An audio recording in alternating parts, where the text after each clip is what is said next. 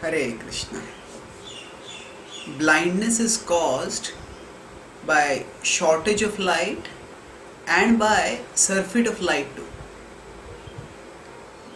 We all know that if we are in a room talking, doing things, and suddenly the power goes off, then we become as if blind. We can't see anything around us. So when there is now when power goes off, it's not that light is not there. There is maybe still even if it is night, there are still stars in the sky. There may be the moon also, but the light is too less, and we can't see. It's not enough for us to see. So although we have the capacity to see, we become like blind because the external circumstance does not provide the supportive facility by which we can see. So now the scriptures often compare this world to a dark place. Why tamasoma jyotirgama? So tamasoma, this world is called as a place of tamaha. Tamaha means darkness. Now this darkness is refers to not the darkness in terms of not light being present, because we have the sun, the moon, the stars, we have electricity also.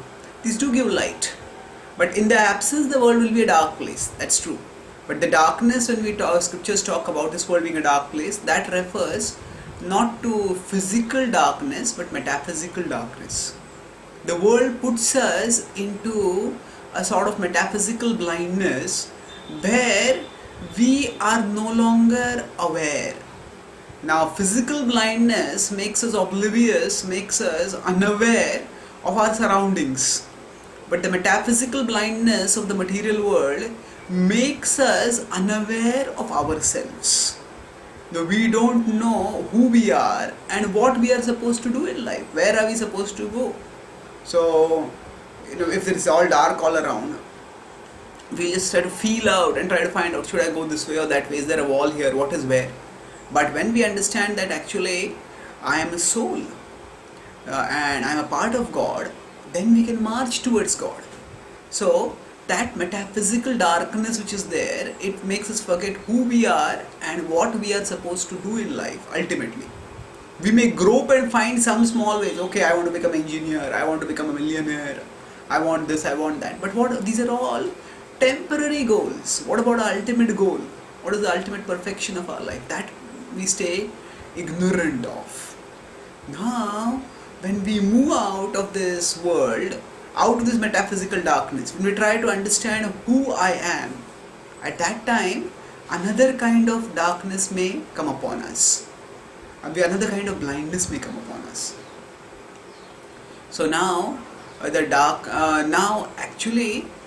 sometimes when there is sudden and excess light, that also causes blindness. When people are traveling on the roads and it's night and it's dark and suddenly a truck comes speeding, and the trucks often increase their glare. And then when the glare of the truck increases, at that time the driver in say opposite car or some other vehicle may feel blinded, can't see anything. Why? Because at that time the glare is too great. So when there is too much light also, or for say example, when the power is off, power has gone off and suddenly the power comes back, and at that time we can't see temporarily.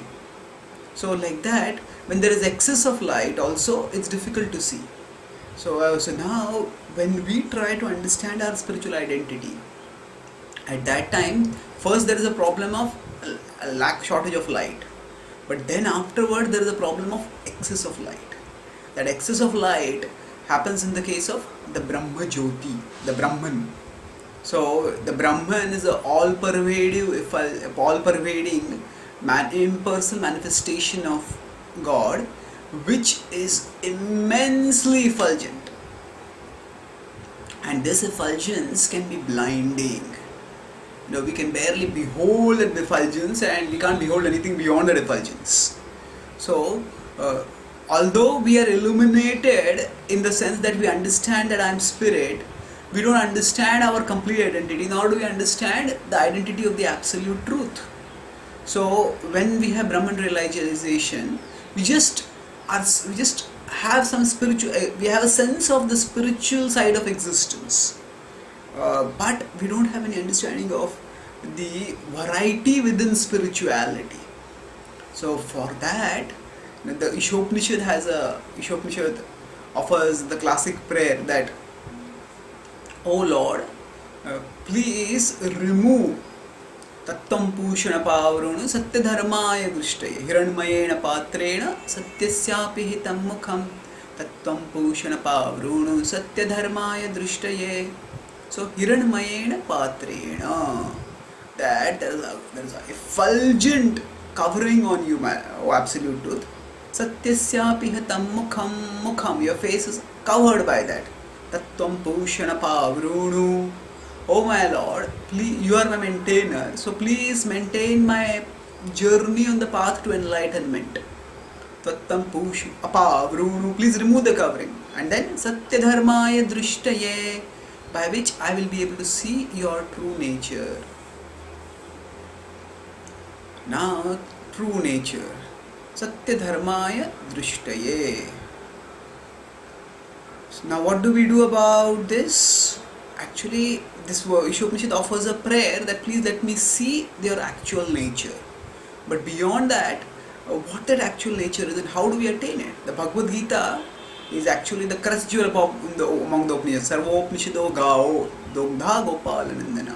The Bhagavad Gita is called as Gita Upanishad, and the essence of all the Upanishads is given in the Gita, just as the essence of a cow manifests as milk. That's what Shankaracharya says. Who actually talks about the impersonal realization quite a bit, but the Gita takes us beyond that impersonal realization.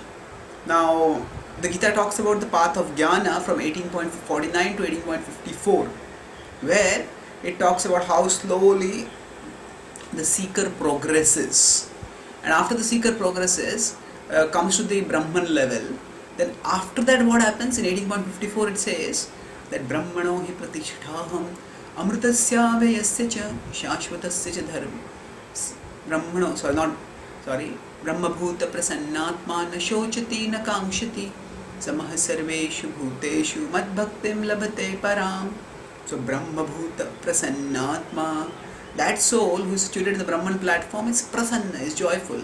And after that, na shochati na kamshati, one is neither doesn't have anger for anything nor lament about anything. Samah sarveshu bhuteshu, is equipoised about everything. And then what happens? At that time, madbhaktim labhate param, at that time one attains my devotion. So now, if the Brahman platform was the highest, if the impersonal effulgence was the ultimate goal, then in the Ishopanishad there would not be any prayer, and the Bhagavad Gita would not give a pathway. The Bhagavad Gita would not say that would say that the Brahman realization, now the person has attained perfection. But it says that actually it is not the termination or the culmination of the spiritual quest, but it is the commencement of pure devotion. Madhbhaktim labhate param. And then in the next verse 18.55 the Gita says that bhaktya mam vijanati yavanyasyasmi tatvataha. That when one has bhakti, then one will come to know me in truth, and that way one will attain perfection. So what the Ishopanishad prays for, the Gita shows a pathway to.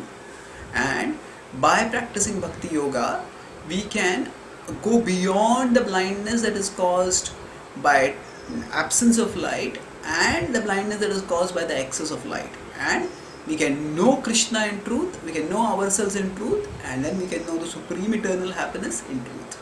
Thank you. Hare Krishna.